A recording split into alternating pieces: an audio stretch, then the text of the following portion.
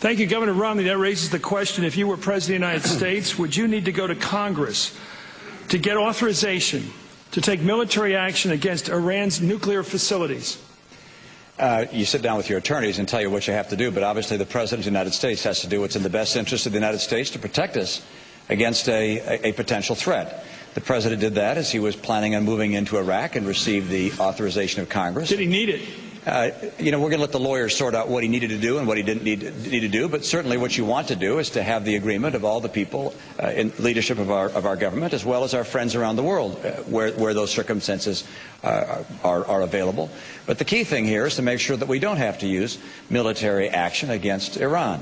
That's what you hope to be able to do, and that's why we're going to put a lot tougher sanctions on Iran, economic sanctions, credit sanctions. We're also going to have to get serious about treating Ahmadinejad like the rogue and the buffoon that he is. And it was outrageous for the United Nations to invite him to come to this country. It was outrageous for Columbia to invite him to speak at their university. This is a person denied the Holocaust, a person who has spoken about genocide, is seeking the means to carry it out, and it is unacceptable to this country to allow that individual to have the control of launching a nuclear weapon. And so we will take the action necessary to keep that from happening.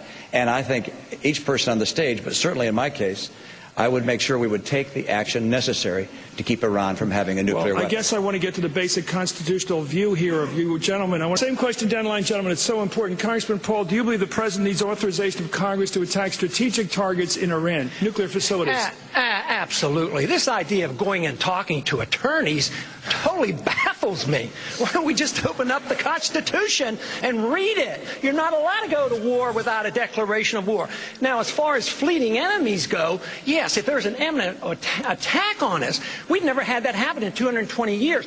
The thought that the Iranians could pose an imminent attack on the United States is preposterous. There's no way. This is just war propaganda, continued war propaganda, preparing this nation to go to war and spread this war not only in Iraq but into Iran unconstitutionally. It is a road to disaster for us as a nation. It's a road to our financial disaster if we don't read the Constitution once in a while. Around the horn, Congressman.